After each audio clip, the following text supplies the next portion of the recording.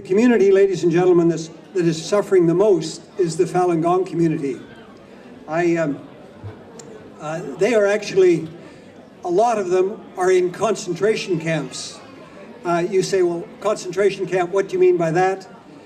In fact, these forced labor camps that are across China, there are at least 350 of them, were set up by Mao in the 1950s based on the ones in Hitler's Germany and Joseph Stalin's Russia. All it takes is a police signature and you're off to these camps for up to 4 years. When you get to one of these camps, you work 16 hours a day. By the way, I've talked to people who've managed to get out of these camps and to get out of China. In about 15 countries I've met with these people, David Matas and I, and we've talked to them. You work about 16 hours a day. You're fed very poorly. In the case of Falun Gong, you're tortured regularly in absolutely inhuman ways. And you are paid absolutely nothing. So you say, well, what are these people doing in these camps for work? Do you know what they're doing? They're making a whole range of materials ranging from Christmas decorations to shirts, to garments, to slippers, you name it, these things are made in these camps. And you say, well, what happens to them?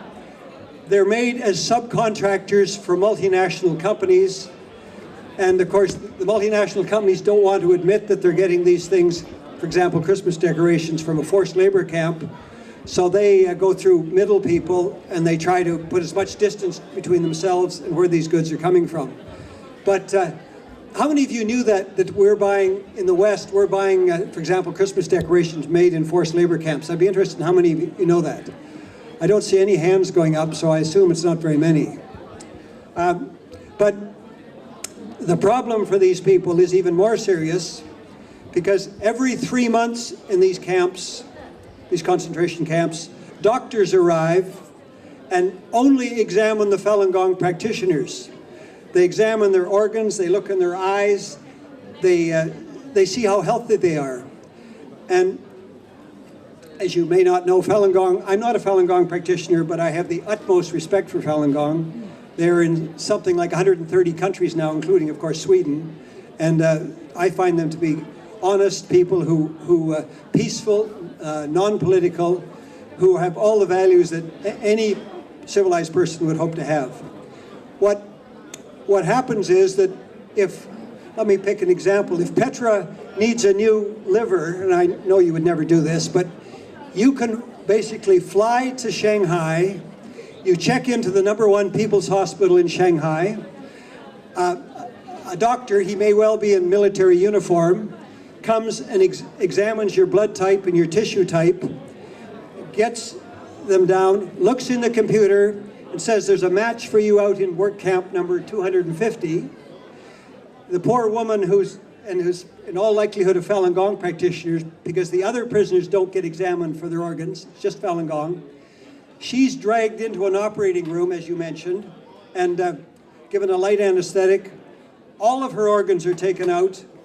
They're flown from the work camp, probably in rural China, by People's Liberation Army airplanes to Shanghai. You get the new liver, and you're told you're getting it from a convicted murderer who was going to die anyway and so really didn't need the organ.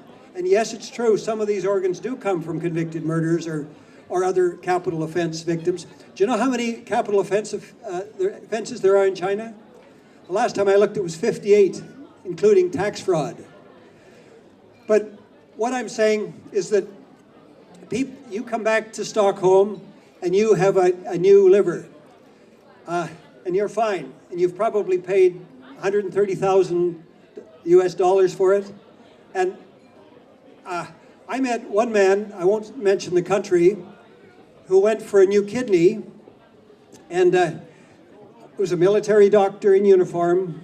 This is in our book, we don't give his name. Brought him 8 sets of kidneys before he could find a kidney that was compatible with him.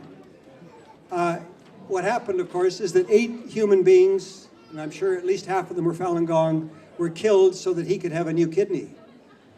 Can you imagine that this is happening in the 21st century? Happening in a country that's one of the major countries in the world? So why I'm here and why a lot of us, including Petra and people, doctors against forced organ harvesting, and a lot of people in a lot of countries, we're trying to get you to help us put enough pressure on the government of China that they will stop this obscene crime against humanity. And I think they're quite close to the point where they're going to stop it. I don't know whether you noticed in the New York Times today, they say that President Xi has announced that forced labor camps are going to be closed. Well, if so, I think that's a significant step forward, obviously. But the trouble is they've announced it before and it didn't happen. Those of you who know China, really think that the government of China is going to give up an immensely profitable industry where every human being who's killed for their organs is worth about $500,000 if their organs are sold? I hope I'm wrong, and I hope it happens, but I'll believe it when I see it. And so time is really of the essence on this, that if you can help us, you can help save innocent men and women's lives by doing something tomorrow, phoning your member of Congress or phoning a member of council, or doing whatever you can, writing a letter to the editor, something like that, to help build the pressure on the government of China. I've told you that. Yeah, the way you say, well, why does this happen? Why are the Falun Gong community being singled out? After all, they do gentle exercises. They believe in truth, compassion, and forbearance. Why would they be being singled out so much?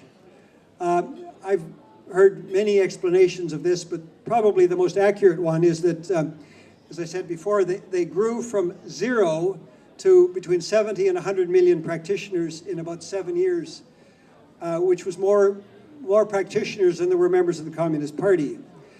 The other reason, I think, is that their values, things like truth, compassion, and forbearance, are completely out of sync with the values of the Communist Party of China.